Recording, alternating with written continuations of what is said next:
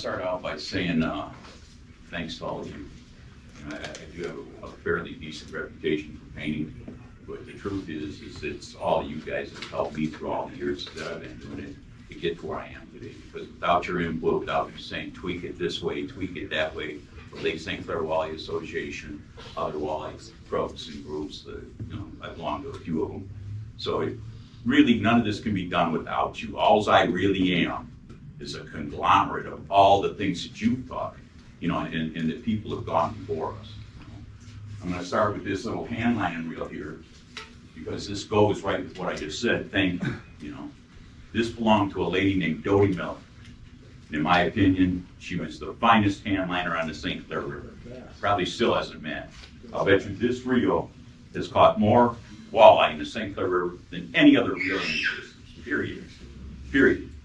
Any of you who know her, she came up to the St. Clair River in the early 1940s. She was an independent woman. She worked at Ford's in Dearborn and came up in a Model A or on a Harley Davidson. Right? So that's kind of cool. She built her own cabin on the river. She bought a little 40-foot of frontage, which later became 120-foot of frontage. It was Miller's Bait and Tackle.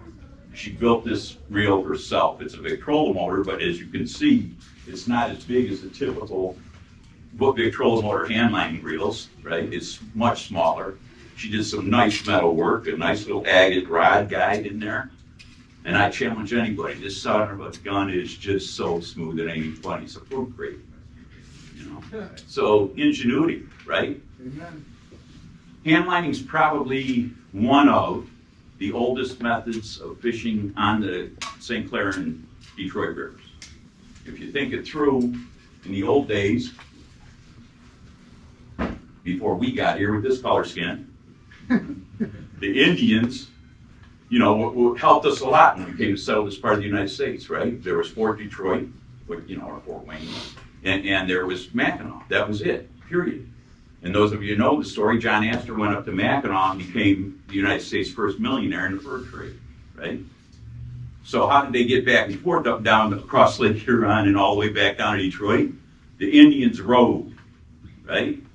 Now, most of us guys relate to a canoe, me in the front, you in the back, hopefully, that way you're doing more rowing than me. But you're rowing. You ever row against the current? The current in the St. Clair River?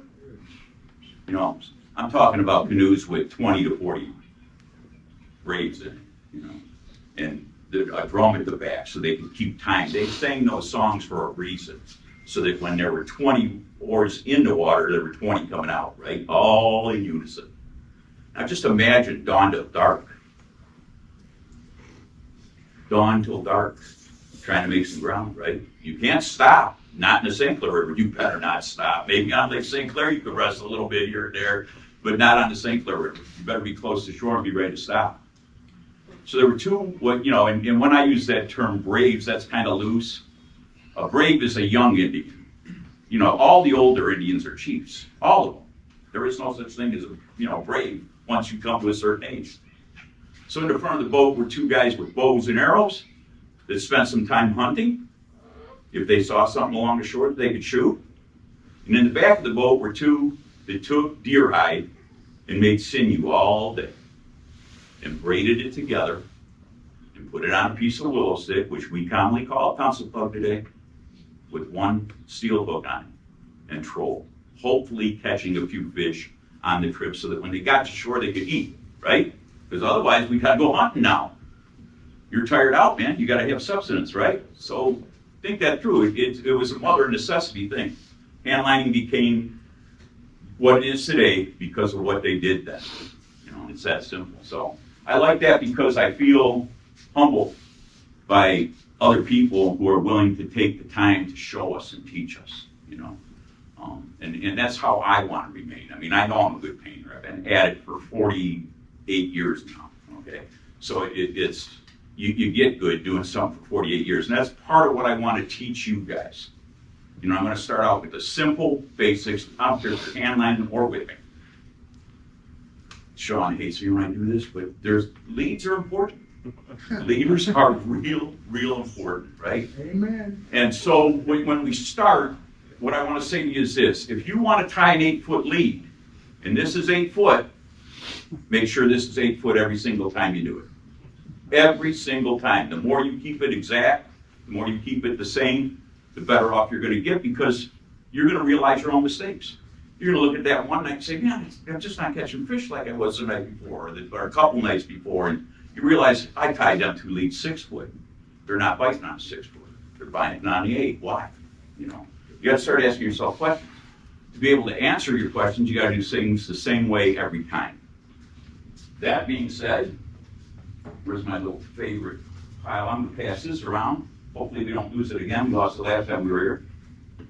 These are all my favorite. Don't use these snaps in 3 ways. Don't use them. Throw them away. You don't have to throw them away. They're good for drift fishing. They're good for other things. But all you guys who are putting this type of snap on the front of your fishing lures are shorting yourself. Period. That's a rudder. That's not a friggin' snap. That's a rudder. If the wind blows, this moves, so does the lure. If the current moves, this moves, so does the lure. This is a lot of weight to stick in front of a Rapala. Is anybody in the room besides me old enough to remember Rapala put them little papers into boxes? I do. Yeah. And that tells you not to do this. It tells you don't weigh down in front of that lure, right? Because you're taking the action away. So that action is important when it comes to what we do. It's real important. So plain bass snaps. This is okay, never on a lure. So when you get into a bass snap, and I've got 5 of those, you pass them around somebody. And I brought, I'll stay after we're all done here today. Anybody who wants to tie up some leads, I'll teach you how to tie leads. I brought snaps and snap swivels. You guys can tie them and take them with you. I don't care. I brought the line. Not his. Yeah. We got 2 different kinds. The one to catch fish, and if you want to do catch and release.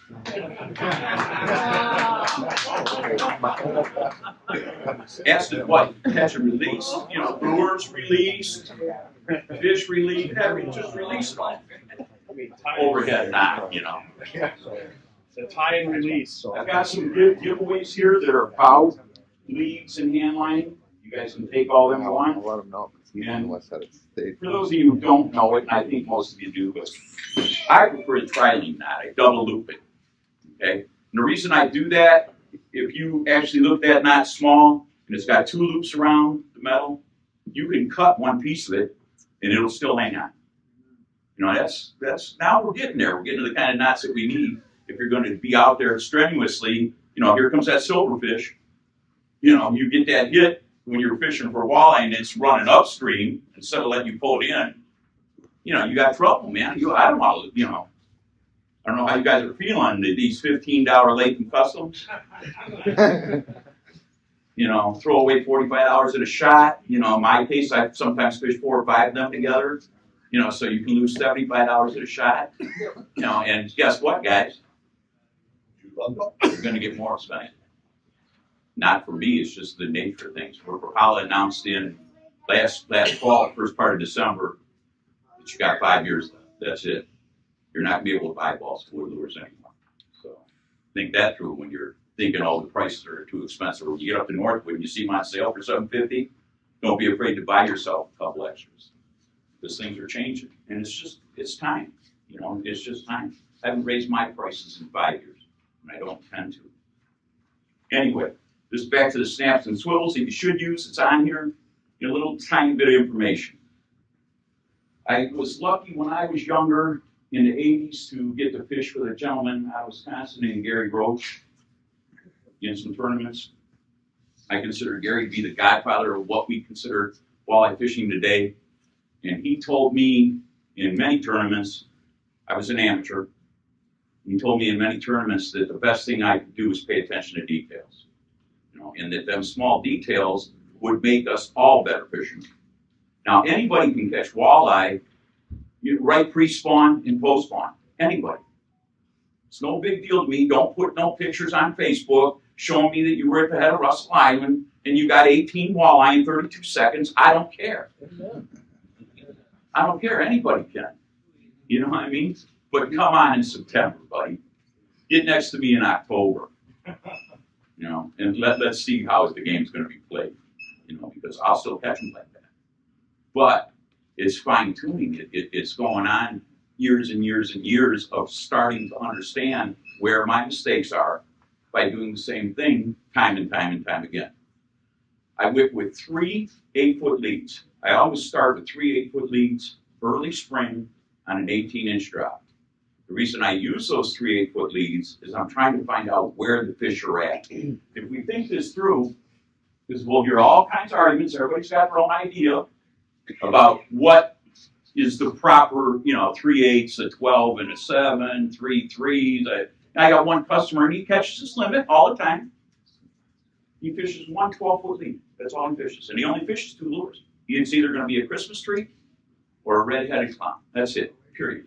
And he gets his fish every time. If you think it through, when you drop the line down alongside the boat, it's at about yay angle, right? So off of that angle, right here at the 18-inch mark, you've got 3 8-foot leads. You're anchored in 18 foot of water. So if that's all true, that top bait should be still on the surface until you bounce away from the boat 2 or 3 times. Now she's going to grab, right? What you guys got to relate to is those leads, that conglomerate leads, whatever they are, the further you go out, the more they lay out, right? And at a point, if you end up, and I've done it, I'm not ashamed to tell you I've tagged the bottom. I'm looking for big fish. I'm going to get low and slow. So anyway, what I'm getting at is that, you know, if you're bringing up a zebra mussel here and there, you're tagging the bottom and it's always on the back. It's not on the front one close to your 3-way. It's on this one out here, right? So you've run the whole gamut, 18 foot to 0. Think that through, right? So now, when we start to open up a gap from 12 to 5, what about all the fish moving through the middle of all that?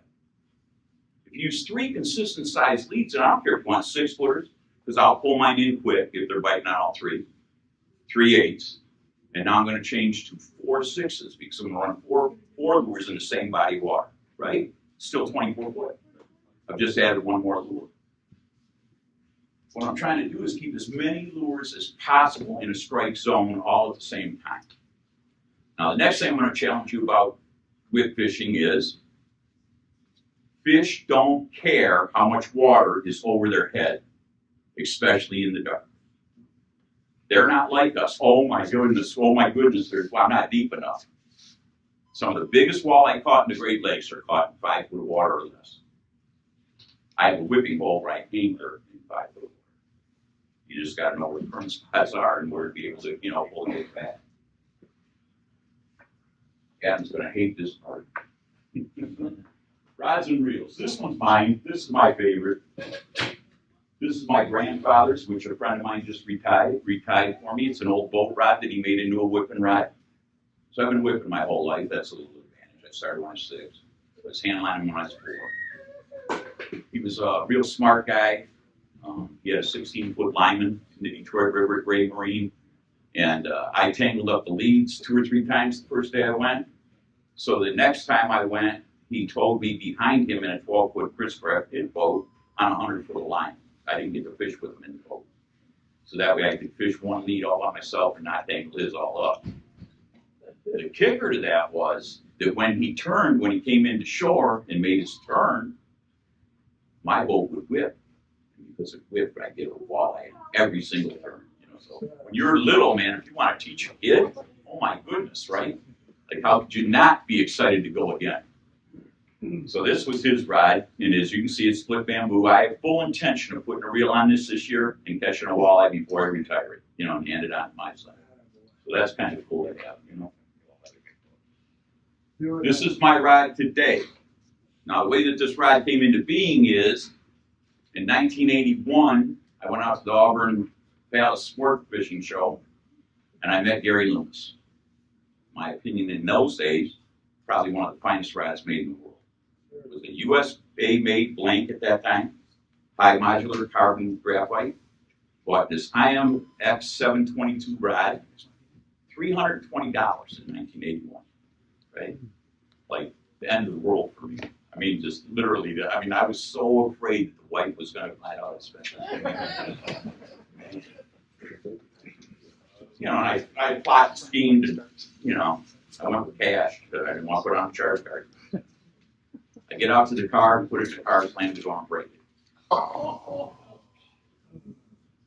So I go back in there, crying with my tail between my legs, hand him the ride, and he hands me a brand new one. Says, here you go, kid.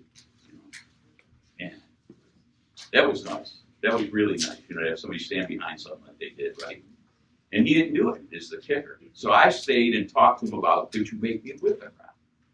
No. Not interested in tying no whipping rods. Why? Because it's just you. Who else is there? You know, what are you going to sell 20 rods to the guys in the St. Clair River, and that's how I'm done, right? You know, I want a whipping rod, please, please. No.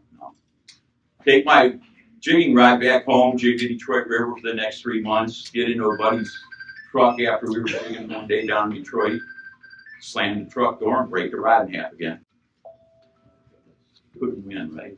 So I called him up, and he remembered me. He remembered me because we were talking about these whipping rods, right? So he said, I'll tell you what I'll do, John. He says, I'll ship you one out today. I said, you're shipping one out today? You don't have my old broken one? He said, I don't care. He says, when you get the tube, put the broken rod in it and ship it back to me. I'm insured, don't worry about it. You know, he sent me new rods. I felt so good about it that I sat down that night, talked to the wife, and I bought a second real quick with the charge card so that he could send me two instead of one. You know what I mean? It felt good. And I sent back the other one. And 3 months later, he sent me this whipping rod.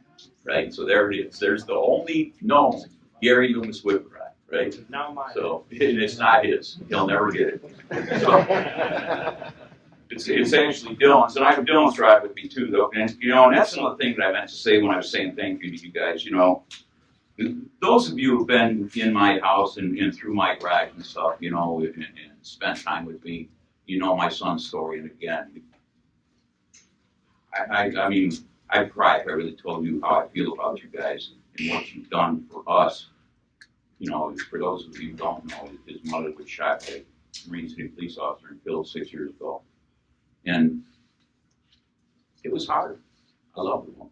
It was really hard. And he was 8 years old at the time. Without you guys, I really don't feel we not only would we not have made it, but for my son to be in the position he's in today, you're all directly responsible for that. And that's something that I feel really good about, man. That's, you know, sportsman. You know, Adam, thanks you guys for being here, and I toot their horn all the time. These guys are veterans in this building. They're guys that serve active duty in this building. So when you support Jays, you're doing a little bit more of that USA that we talk about instead of just talking about it. We're doing it. And I don't care, you know, if you buy that weight here, you've done something for them. You know, so that's the kind of stuff that's important to me. And I think that I think I said it the last time I was here at a seminar. I said we're good guys. Sportsmen in general are good guys.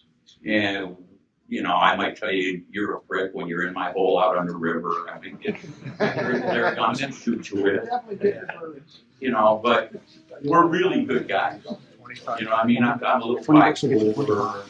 I've got little problems, but I don't mean it. You know, I mean, sorry. You know, but we're the guys that pick up the garbage. You know, that we get blamed for leaving behind. You know, that's who we are. And I personally take pride in that. I take pride in that. You be a winner in So this is my whipping rod. They're all winners right now. And as you can see, and I can't get these rod tires to Going understand back to spars so they can help the YouTube. Gary Loomis did this for me. But you see the distance between this reel and this first guy. Michael Tanner's at the front row. See how far it is? There's one whipping rod around. They're making them two pipe down this drawer. They're not putting this big enough guy here. And if you look with a little bit of skill and precision here, my line doesn't touch my guides until it's out of the tip. The only way it touches the guides is when there's a load on it, meaning we've caught a fish, right? The reason we want that is when we're sitting here in the boat whipping, sending it down current, it goes free. Again, becoming fine-tuned with your thumb on that spool. This is not a line counter. I'm going to disprove line counters in a minute for you. So you guys can realize that they're good to do one thing.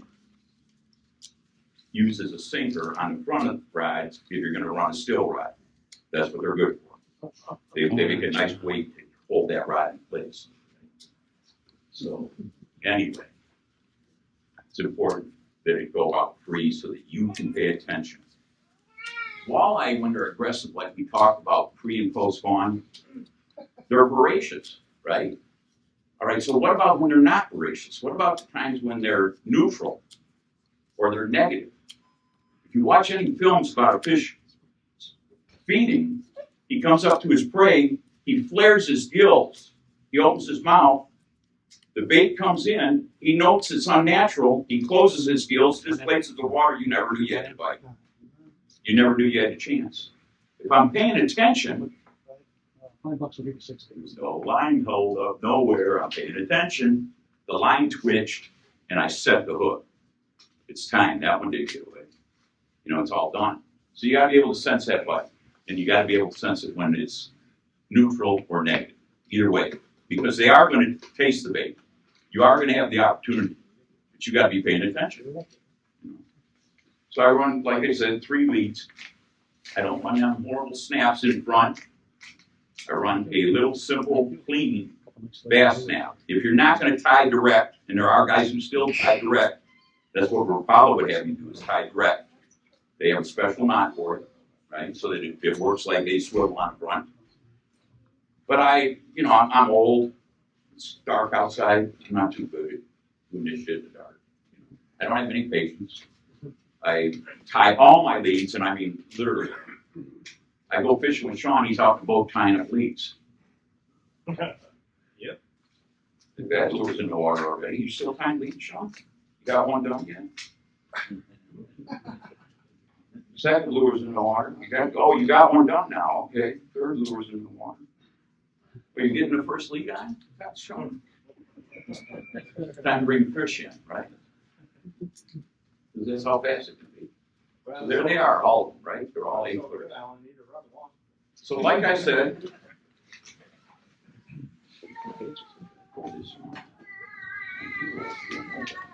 all right, so you put these in, you can see there's 3/8, right? All right, so what I'm getting at here is you can shorten these up. If you go out, you send these 3 baits out, and you only catch fish on this tail back here, watch me go to 3/10, right? Because I want all my lures up a little higher because they're going to this back. If they're coming on that one down there, I'm going to shorten it all. If they come on all 3, I'm going to load it up. That's when I'm going to change all my leads, and I'll fish for 5 or 4 then. So I have 5 baits out at one time. So I have a lot of fun doing this, and we all can. It's fun to do with somebody else. You got both sides of both. It's fun to do with somebody else who's got a line counter and doesn't know what they're talking about. Because then you look a lot better, right? Sean will tell you that, and other people that I fished with in the room, I'm really good at getting a fish on and not flinching, not making a sound, and leaving it sit. Keep right on with it. Until we got the second one on, and maybe the third one on, and now I'm going to bring them in and throw matches. I'm bringing them in and say, what? We got to have some fun while we do this. That's what this is really about. I'm a weird guy. You'll seldom, maybe in a tournament, you'll see me use a net. Maybe. Even then, I don't like to. Because I feel like we're out there to have fun, man. Who cares if a fish comes off? You know what? You guys that are troubled by a fish coming off, you're not catching enough fish. And you need to start paying attention to little details so that you catch more fish and you don't got to worry about losing one. Who cares? If you're a handliner and you get up in front of the water bridge, like my buddy John, I don't know where he went, but selling tickets still, but anybody can catch a fish handlining in front of the water bridge with a red and white F7. Anybody, how many you want to catch. So anyway, that's the simple method of whipping. We lengthen the drop on the sinker as the year goes on. Mine's at 18 inch to start, and I'll go as high as 4 foot depending on the weed growth in any given season. Make sense? You want to get up over the weeds, right? That's just simple to you. So that's course, this box has been with me since 1980, and I'll show you guys all that. I carry a few lures with me. This is one of 3 boxes I take with me when I go. Every time we're out that box. There's my goodies. There's over 300 pounds in this box. And there's a couple hundred pencil plugs in this box. And there's leads, as I told you. Now, I'm not ready for the spring yet, but see, there's 5 8-foot leads out right there. And I suggest you use this kind of, don't use it can. Don't use, your lines get in memory by being wrapped too tight on too small of a spool, right? So your leads, you want them on a bigger spool, and they make all different sizes of these. They're cheap. I like this one that's got an open center. Like many of you, my boat has a removable seat in the back. So I pull the seat off and throw 10 of these on that hole for the seat. And I've got enough leads for everybody on the boat for half a year. You know what I mean? And we don't have to sit out there in the dark. I'm not untangling anything when we tangle. I'm just not. I'm cutting everything off with the scissors real quick. You untangle it. Save your leads if you want. I'm busy. I don't know how you guys feel. I mean, everybody's got a different set of values. The most important thing in my life is God. Second to that is my son. And third to that is fishing. I have no time to be tying leads, changing hooks, fixing a lure out on the water. I just don't do it. I have a friend who asked me not to come on his boat anymore because I bring 2 extra rods. I don't have no time to fix a rod on the water. I just don't. My boat carries 2 extra handlining reels. If we break down, we're going to keep fishing. We can fix that shit on shore. This time's hard to get. And I don't know about you guys, but as the world in life gets harder and harder and harder, that seems to be the place I want to be the most. It's out there on the water. It's the quality time that we have. So when I fish these 3 baits, and I always do the same thing at the start of the year, it doesn't mean I will all year. Depending on where I'm at, I fish 1 of 2 plugs. This is Steve Zola plug that I painted. Okay. I don't know if I have the other one with me. Here's one. So I put wood first. Wood first because it puts buoyancy in all 3 of your plugs, right? It pulls me up off the bottom. This is a typical pencil plug. You see the cut in the front? Anybody see that from here? Oh, it's just the cut nose on that plug, right? Simple tunnel. Very little action, if any, and the water slips over that tunnel, right? So a couple of years after that, Steve Zola come up with this. It's a cup head. So everybody notices it's a cup different than this. What this does for you is pull harder and lighter current and add action when you can't get it. We all go out. I go out Monday through Thursday, and I don't have any of you idiots to compete with, right? But maybe on Friday or Saturday, if I decide to go out, there's so many of us out there nowadays, very competitive, so you may have to anchor up somewhere that you don't normally fish. You've got to sometimes be in light current and have these kind of tools to help your lures keep moving backwards in the current. Handlining and whipping are about the same. Handlining, you're trolling forward. Whipping, you're anchored in solid, and the current's doing the handlining work for you, right? That's what it's all about. The current is going to take the action of the trolling. So, now Jimmy is over here wondering if I'm going to talk about cadence, and I'm not. Because if they can't get their own cadence down, I don't want to have that edge on me. But, cadence is the way that we bounce the lures and send them backwards. And on any given night, it may be different than the night before. You better pay attention. So if we're going 2 guys in the boat, we're getting out there. Everybody's going to put on a plug, right? All right, so we got a wood plug on it right off the 3-way, right? Give it all a little buoyancy. Okay. Hopefully, we're not putting on the same color if we haven't been out in a little while. Now, if we were out last night and we nailed them on 3 separate baits, we're going to run the same 3 baits. But if we haven't been out, why would we all use the same colors? It just doesn't make any sense. We want to try and see what they're hitting on, right, George? 100%. George maybe is not supposed to wear up here for you guys. All my bombers, that I paint for him. He's a silverfish guy, man. He can kill. It's this cool. He put this together so I could wear this up here today. So.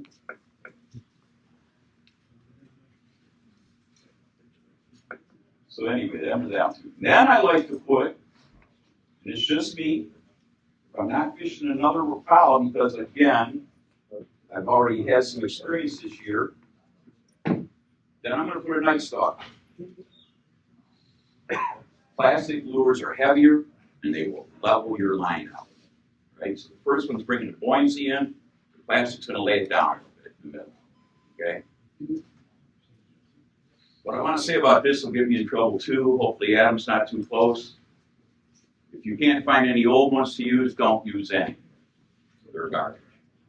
And what you got to worry about with some of this stuff today, again, if you're sporting the fatter style night stalker that's made today, and the son gun breaks off, the tail hook breaks off, the tail eye breaks on.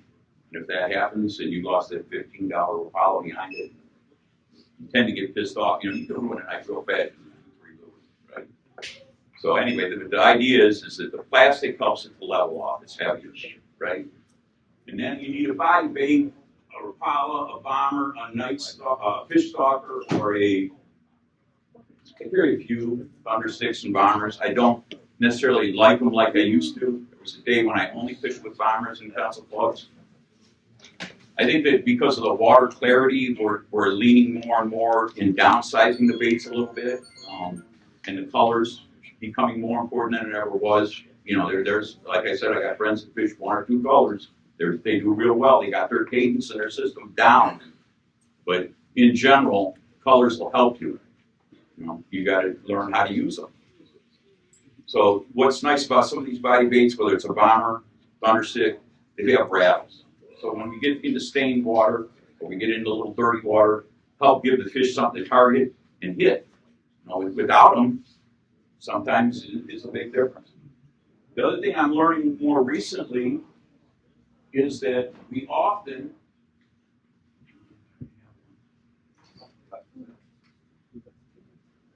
get mindsets that, okay, we're going out tonight and it's a nice clear night and the moon's out bright and it's nice, so we're going to run chrome, right? We want something reflective. And the problem with this becomes that sometimes our ideas don't quite match the fish's ideas. We're stupider than the fish. I hate to bring that to your attention. We're stupider than the fish, right? Because we'll drive straight into the sunlight and not put our sunglasses on, right? Let's just move the sun visor down a little bit and try and squint. Getting old, and it's getting harder and harder, you know. But sometimes we can overdo it with the chrome, right? So there's another product that a lot of you aren't familiar with. Again, George over there with the silverfish, he knows what I'm talking about. So that product being G-finish. Now this one you'd have to come up and see it afterwards. But this lure, what appears to you guys pearl white from there, is crushed glass. Right? It's a shaped crushed glass on top of a primer. So the lure looks like in the sunlight, I just took Adam out and taught him this today, it looks like I've glittered this to death, and there's no glitter at all. What's nice about glass is it reflects light progressive and regressive. So it works giving the fish the right amount of light no matter what the condition is. Whatever the light penetration is, G-finish works. So it becomes important to have that little extra tool in your arsenal if you come to understand it. It's super expensive. Okay, the last time I sold a little jars are this big. I inherited them from Spike Cruz. If any of you knew Spike, he painted all the spoons years and years ago. I have enough of that to last me my lifetime and my son's lifetime. I made a mistake when I first inherited it. Put one jar, 6-ounce jar, on eBay and sold for $480. Right? So I don't sell any. I don't give any away. I just treat it like. But I do paint lures for you guys with this. Adam got some today. I got a couple. I got a redhead woodpecker over there today, and I got G-Daddy over there. George was at my house the day that I got this G-Daddy lure done, which is Pimp Daddy colors, but it's on glass, so I called it G-Daddy, right? All right, so Adam's got them over there. It's a green lure with a purple tail, spots, right? He came up to the wall, and I think, what, you maybe 15, 20 minutes out of leaving my house, he started sending me pictures of the fish with it in his mouth. You know, so that's how good it works. G-finish works. You've got to expose yourself to it if you want to find out what I'm talking about. It's nice, especially for the handliners or whippers, because we'll sometimes go out in the daylight and be fishing into the dark, and it'll make the transition for us. It'll go right with you. You know, if you find the right, whether it's green in glass or whether it's red in glass, whatever it is, it'll make that transition as the sun goes down and we come into dark. You're going to go home with your limited fish. Now, if you're like me, going home with your limited fish, I'd say this would be an hour in a row. That's not my goal. I don't care. I just don't. I don't care. But I'm a sportsman. So I only want to bring in 6 fish. But I'm kind of fussy, and some of us who fish a lot, I can afford to be fussy. I want 20-inch fish. That's what I want. That's what I want to clean. It's a little fatter. I'm not, like Sean feeding me these friggin' walleye for days. Those were walleye. So you gotta pay attention to what you're doing.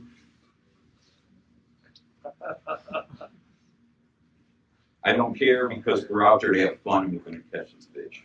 My goal is that, that elusive 80, 100 fish night, that's when it gets to be a lot of fun. You sit there and throw them at other people, and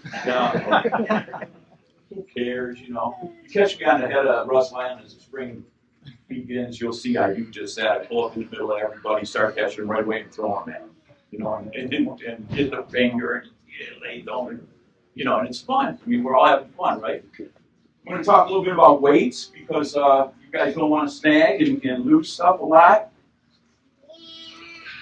I'm going to say another thing I probably should say. I say a lot of shit that I shouldn't have to, but I'm 68 years old, almost 69. I really don't care about that anymore. Get mad at me, oh well. It'll be okay.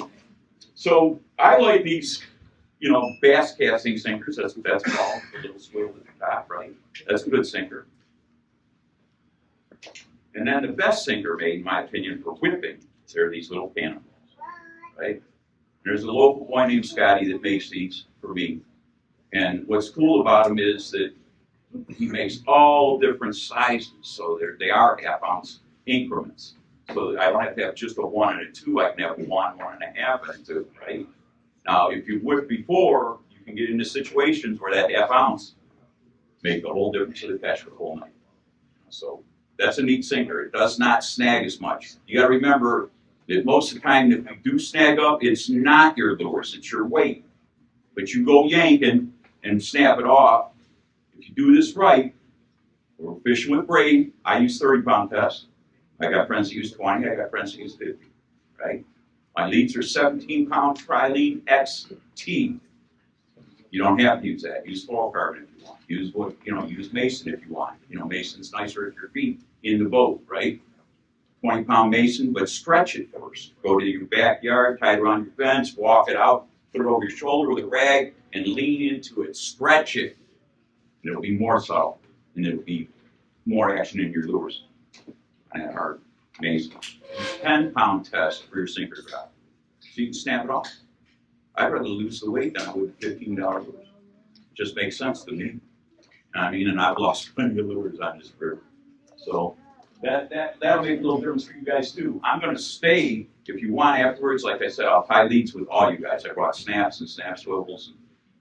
And any of you that want leads at all, you can get them. Finger protection. Here we go.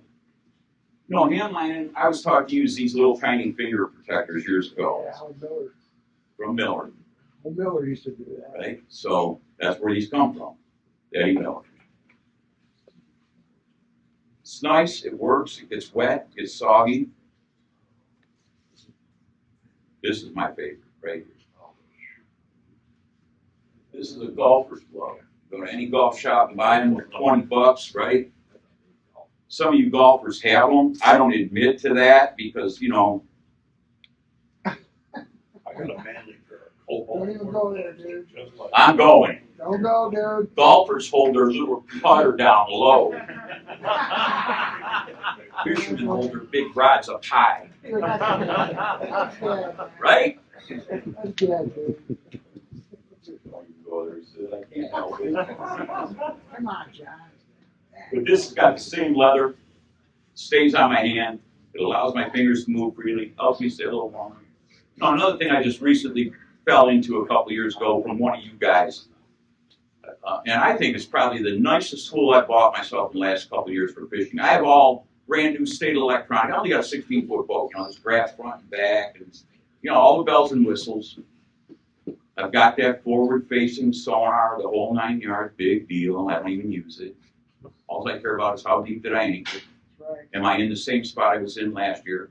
I'm going to buy, I haven't ordered it actually, I've ordered one of these contractors, tapes that uses the laser, so that when we anchor out here in a hole that we think we know where we're at, right, I can laser it over the seawall and make sure I'm the exact distance I was last time I caught fish. One of the things I do is keep a journal, and I've done it since I was 17 years old. I write down what the water conditions are, what the moon phase is, everything. Every little bit of information, the color of the water, the baits I use, where I caught the fish, everything. You put them together for 40 years and tell me you ain't got a good tool for catching fish, because I can tell you exactly what to do if I spend enough time in them books looking today. And I look at the barometer, I pay attention to the barometer all the time. So them are all the things that can help you to become, and in the words of Gary Roach, I want to be in the top 10%. I'll never be the best. There's always somebody better. Jimmy can catch fish like a son of a bitch. He can catch on a silver Rapala in 1/4 of lead. He don't care. He'll go out there and get his limit for sure. There ain't no doubt. But I'm going out to have fun, and I'm going to pay attention to all these things and keep going. That's what we need to do, is keep going. Don't follow me to my holes. I am going to shoot you.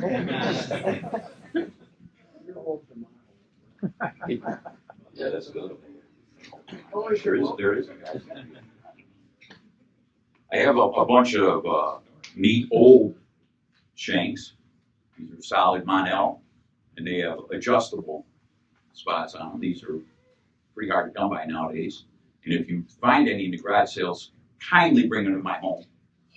Don't cut them up. Just bring them the way they are, okay? So they work really well. And you do have some of them. Here's another great tool I have. Oh, I was going to tell you the best tool. Recent years, best tool. I went to Home Depot and got up by the service desk for the contractors, and I bought myself a Milwaukee heated hoodie. Right? They use a battery pack in your back. It comes with an extra battery and a charger, right? It's $100, $79 and change, right? That heated hoodie. I fished in December with my t-shirt, my heated hoodie, and a rain jacket. That's it. Man, I don't know about you guys, but like I said, I'm getting a little older. Some of you guys even know a little more about me. I don't exactly have the best circulation in the world. So to be able to sit down in the boat and hang out with you guys, and I don't care what time it is, those who have fished with me will tell you I'll stay out there all damn night. I love it, and just keep, one more fish, one more fish, one more fish. How many of us do that? One more fish, right? Everybody in the room? Yeah, I know you do. You're in trouble. One more fish is the thing, right? One over. Leaders. Back to leaders, man. Have yourself a variety of lines ready to go to tie leaders in your garage. Not in your boat. In your garage, right? Before you go. While it's rain, right now, it's, shit weather. You're not going to fish today. George is. He's going back over the wall. But if you're not fishing today, go home, man. Put Kevin Van Dam triple grip hooks on it with all your lures. You don't think it'll make a difference? I guarantee it'll make a difference. They don't come off, period.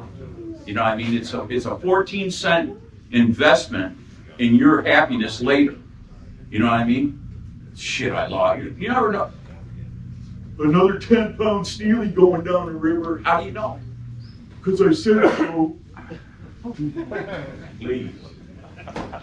another 2-inch walleye going down the river, and it ain't no big deal, right? So, keep going.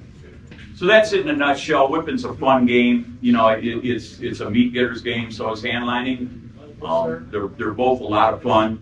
I wanted to try a race board. We couldn't find one in time because I wanted to explain more to you guys about the idea. I'm going to go through a little bit on structure. And that's what I said. When fish don't care about the depth of the water, they do care about structure.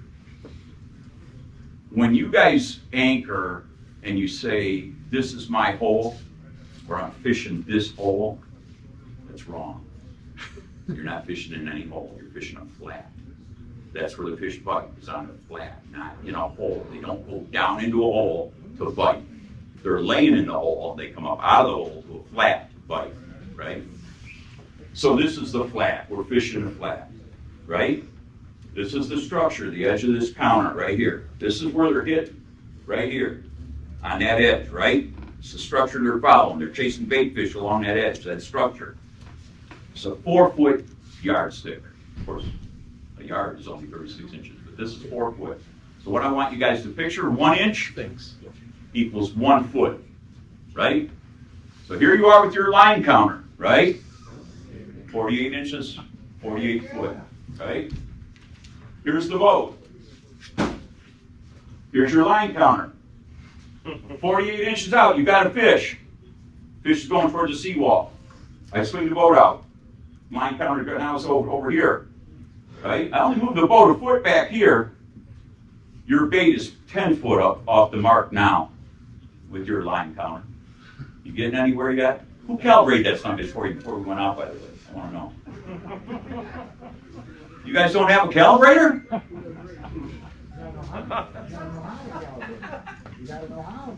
Don't know how to calibrate that thing, that's right.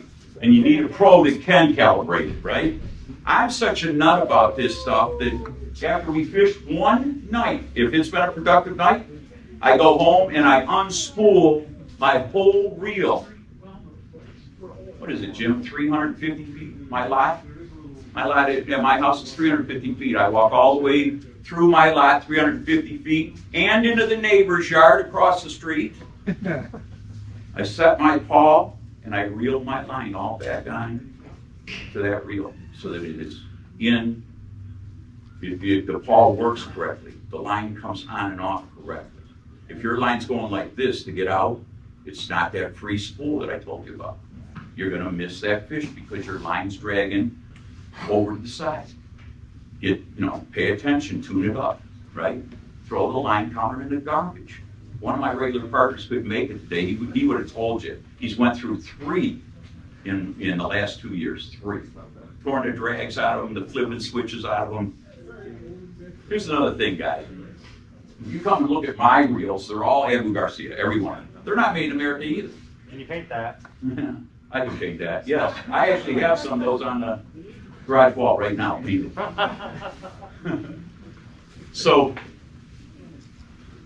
they're made in Sweden, right?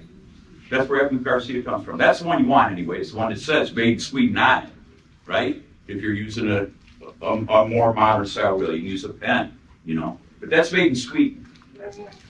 Here's the difference. China don't buy nothing from us. We give them the grain for free. Sweden has a trade agreement with us and buys from us. They can have my money because they're going to buy from us, and that's going to keep an American at work.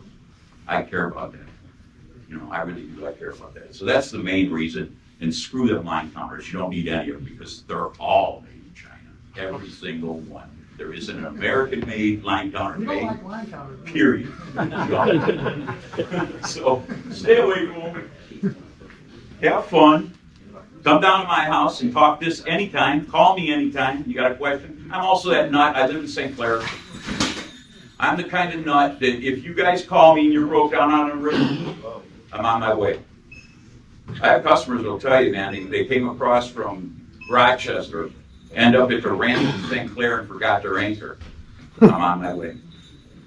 I'm that kind of a fisherman, man. I'll help you get in off the river. I'll help you get out on the water. The best fishing trips are the ones that we come back safe. I've been in the St. Clair River twice. Once with my son, unfortunately. early April, floating down the river, scared to death in 6-footers. You know what I mean? My son holding on to me, crying, "Are we gonna die, Dad?" You know, be safe. That's the most important thing. You know, check your gear. Make sure you've got the safety gear. I'm proud to tell you that today my boat, when the Coast Guard pulls me over, they usually write me something like it's better equipped than ours. You know what I mean? I've got radios and I know how to use them, and I've got safety gear and I know how to use it. And, you know, I'm ready to take care of you if you're on my boat. It's real. I don't want to hurt nobody. Also, John Latham know about the safe harbor, because I didn't know about that. Yeah, you know, it's just, yeah, the safe harbor laws. That's another thing that, you know, I learned this in bass tournaments. I fished professionally and amateur in both bass tournaments and walleye tournaments. As part of the BASS group, when that got started, I helped Alan and Ron Linders to learn to jig in the Detroit River. Helped them do the filming years ago. I fished in that Bellas in Fisherman Walleye Tournament Trail for 4 years. I was ranked 32nd in the country in the years that I fished. I ended up on a guy's seawall one day in a tournament. And he said, "What are you doing on my property?" I said, "My boat's broke down and I'm going to get on your seawall." We ended up in court over the deal. So I come to find out that, and it's not only a state law in Michigan, but a federal law, that first 3 foot of that seawall, that first 3 foot of shore, is public easement. You don't own that. You think you own it. And if I need safe harbor, I can go there. And that's what you guys need to be aware of. You can go to safe harbor if you need it. Don't take shit from anybody. Anchor. Oh, no. Right? Not going to give you no room. Your baits end up in their anchor line. Yeah, Sean will do that. 10-4. 10-4.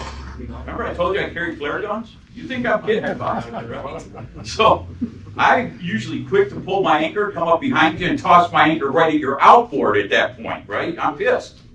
You got to give a guy room, man. You got to understand that we are fishing a lot further out than you would think. Mark your line. Mark your line on your own rods. Take a Sharpie with you and mark it. Your furthest time out tonight, mark it. Now go home, and in the morning, drag that line out to that mark and see how far out you're fishing. It might teach us all to give the guy the right amount of room that we're coming up to. Anchor alongside of me, inside or out, I don't care. I love the conversation. I like the friendship, man. Get up alongside of me. No problem. We used to do that back in the day, man. That was common. I'll tell you a story about my very first time wood fishing. I'll never forget it because it was so much fun. I was working in a bowling alley. I was 17 years old. I was in St. Clair Shores, right? Pin setter. Drunk on my ass back in the back. And I can hardly even move. I'm so drunk. And this buddy of mine, Bruce, another pin setter, says, "Let's go fishing tonight." Well, let's go. So his family lived at 13 Mile in Hartford, so we go over and get with his dad, and we come up to Lixie's in Marysville. They got boats hanging in a sling there at Lixie's, right? So we all put the boats in the water, and we go behind Stag Island, right? We anchored up 5 abreast. I was the closest to the seawall. Uncle Mike was the furthest out, right? 2 guys in a boat, except Uncle Mike's by himself. He's the oldest of the guys, the most senior of us. He's out furthest. The guy who taught me, Bob Fowles, put 56 fish in the boat by the time I got my limit of 6, right? So we all go in, it's 2 in the morning, we put the boats away, we clean the fish. Bob says to me, "Let's get back in the boat and go get my uncle." I says, "Yeah, what happened, man?" He said, "Oh, he left because he was pissed. We were all catching the fish on the inside. He was on the outside, so he left. He went up, he actually went downriver towards St. Clair." So we get in the boat and we go down. It's dark. I mean, it's a dark night. No, there's a lot of clouds, no moon. It's dark. We're going along the Canadian shore, and there's the boat. You can see it. We're coming up to it. He shuts down the motor real slow, right? Just puffing along now, just enough to keep you steering.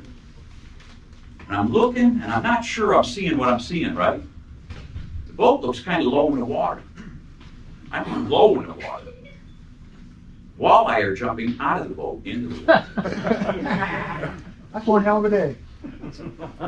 He's getting double headers. "Stay the F away from me. Get away, get away, get away." You know, and he's yelling at us. He don't want us anywhere close to him.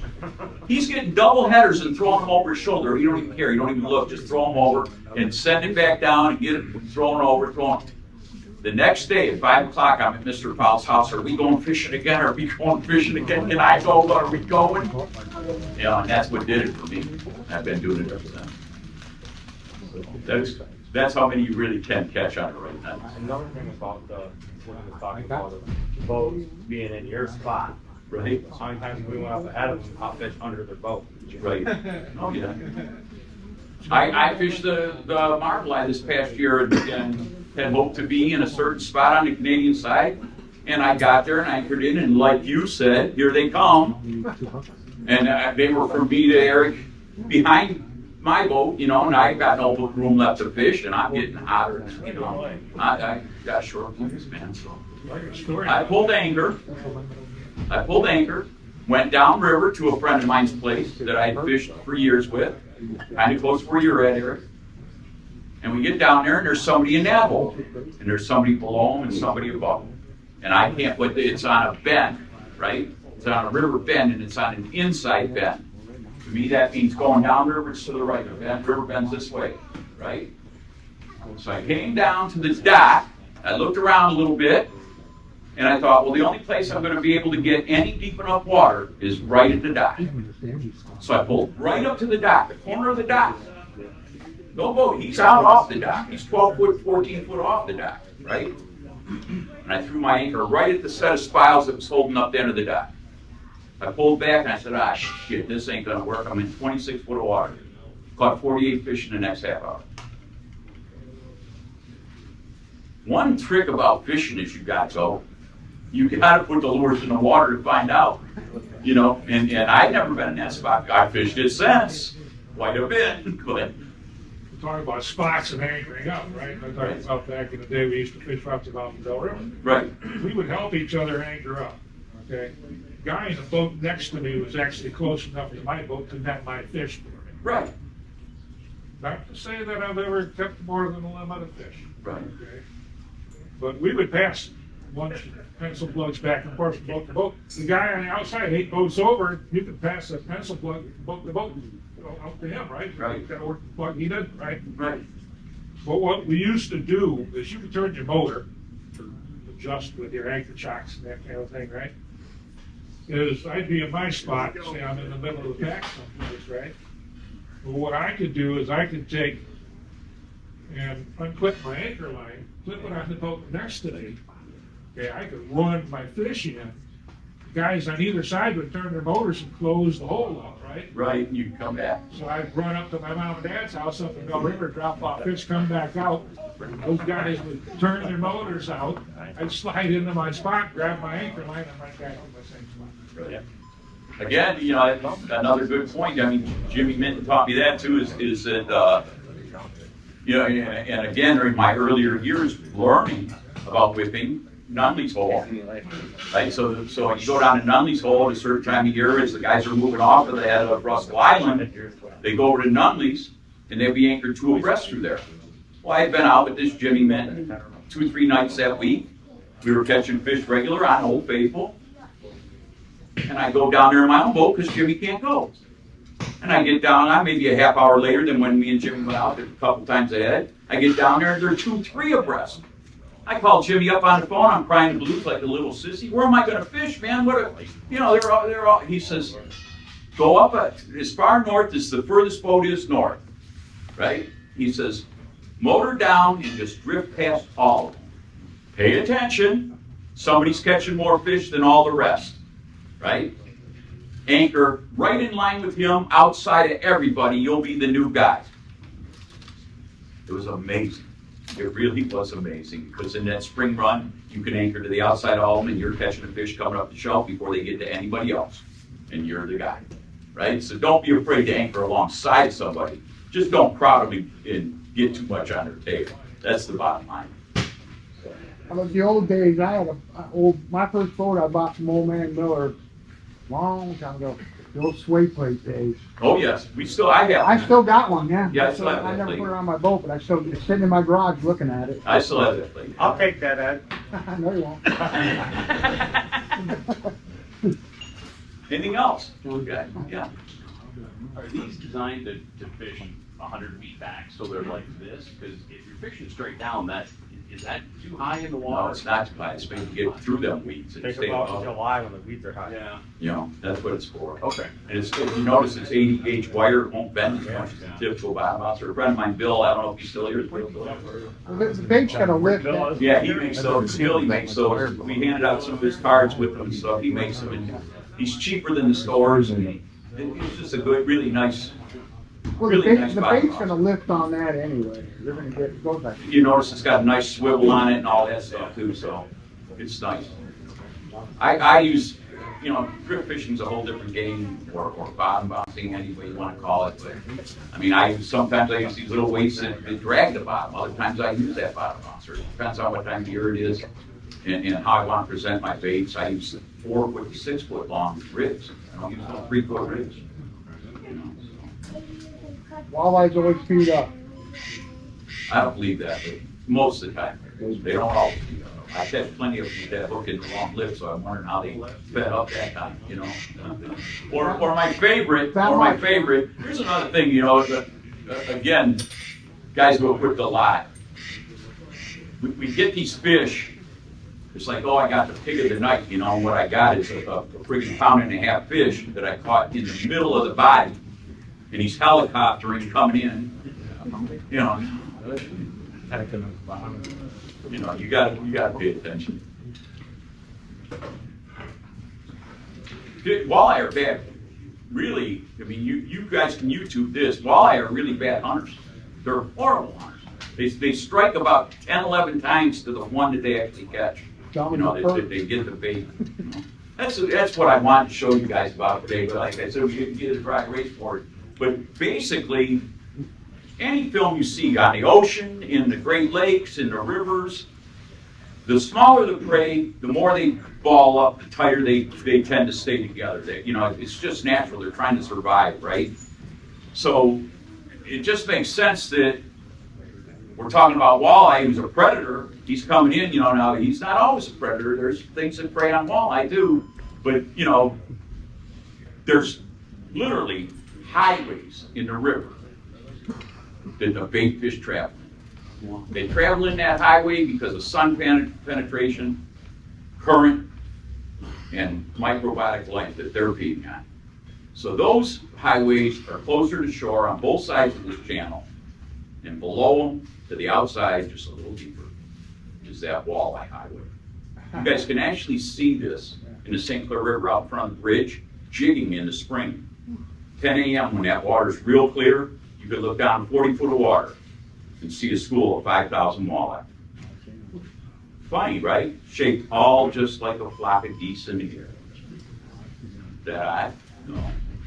And literally the walleye break off of the front of the flock to feed, and then lazily come back to the back of the flock when they're done. Right? So that's how they feed. And if you pay attention to that, get that picture in your head that I'm trying to get my bait, whipping, handlining, any way you want to do it, into that zone between the walleye channel and the bait channel. Right there in the middle. Once you're there, you're catching, right? You're all done. It's good times. So I draw you better pictures of that, but I don't have the board to do it. How that looks, you know. You got to get that picture going, and once you got that picture, pay attention to what you do. Anything else? And get up. Let's talk baits and. What colors, like starting with the year, what colors do you usually start using? I start with red heads, okay? And the reason I do that, Jimmy knows, he's got my lures, John knows, there's a lot of guys in the house that got my lures. That red I use is a blood red. It literally is blood, right? So it just makes sense that the fish is tricked sometimes into thinking that the bait's already been hit. And a bait already hit is much slower than a bait that isn't. And it's easier to catch. Remember I said they're bad hunters. So it's that red, like I said, I pulled up on that bar. I wish my friend Scotty was here. I'd tell you, man. We pulled up on that bar last year, and there was 4 guys on each side, and we pulled right in the middle of all, right? And I threw anchor, and I said to one guy, Dallas, I said, where are you guys at? He says, nobody's caught a thing yet. I put all 12 fish in the boat, and we went home before the first one. That being said, what are you using? What are you using? I got the Latham. What are you using? I show them the bait. Now, what's the next question? What's the next question if I show you what lure to put on? Where are you putting it on? You got 3 leads. Is it on the bottom? Is it on the top? Where are you catching the fish? Are you stuck with your line counter 50 foot out? No. I'm catching it back there at the old Chris Craft because I want it to be in shallow water as possible in the early spring. The reason being is there is not bazillions of bait fish. The fish have been feeding on them all winter. They ain't hatched yet. So get up shallow where they're chasing them. Send it back to the head of the island. If you ever watch an island, an island goes underwater the same as it's on top. The head of Stag Island, the head of Russell Island, they're the same underwater. They taper out the same way. So where do you want to be? You want to be as close to that island as you can. Dodie Miller used to troll this reel up. I'd be fishing with her. She'd have her shank in her hand. And big hitting 7-8 pound walleye when everybody's wondering where it's 2 pound. Because she's out there in that shallow water feeding on the bait fish that's available. That's some those guys when we're jigging on the Canadian side. Oh, yeah. They're pulling them bait right along the shore. There's another good story about conditions in mud and clear clarity. We were out fishing with some friends on the Canadian side, jigging in the dark, right? Pull out from the Black River, go across, drop the jigs in, make one pass. We got a 3-man limit of fish, right? 18 fish in the boat. What do you want to do now? Want to cull the fish. Let's go again. So we cull the fish. 2-3 nights in a row like that. Beautiful fishing. Wonderful. We're all having a great time. 4th night out, freighter's sitting there. You couldn't buy a fish. We went by, you couldn't buy a fish, right? Made the whole pass, no fish. Pulled back up, but the freighter pulled away. And they just lit right up, right? And my buddy says, why do you think they lit up like that? And I look, and there's mud swirled in the water. And in that mud swirl, there's bait fish like crazy. I mean, it was just crazy how many bait fish there were, right? In the mud. Next night, we came out, and we made the same pass and no fish. I said, you got a perch anchor, a mudding anchor on the boat? Yeah. Get me back up there. So we went back up on the pass. They jigged. I bounced the mudding anchor all the way through. We went back up and pounded them. Just pounded them, right? Had to put some mud in the water. Simulate the same thing that I saw the night before. They created the bait fish safety. You got to watch bait fish. It's another thought for you guys when you're fishing, especially whipping. Or handlining, if you know where your channels are out there in front of the bridge. There's a channel that goes over the Canadian side, right? And if you know the walls of that channel, walleye are bad hunters. So it's the bait fish out here in open water, when it feels pressure from a predator, it goes down. It doesn't go all over the place. It knows by nature to go down to the bottom to where there's some structure and it can feel safe. If there's a wall and he's close, he's going to run towards that wall. That's a good situation because that walleye knows that fish has got to turn. And when he turns, he's got it. Right? So you got to think that, almost got to think like a minnow, man. Don't put on, when you're out there and you're whipping and you see a bazillion 2-inch emerald shiners and they're darting all over the place and you put on an F-13, go on. Get on an F9 or an F7, it's time to catch some fish, right? You got to try and match that action.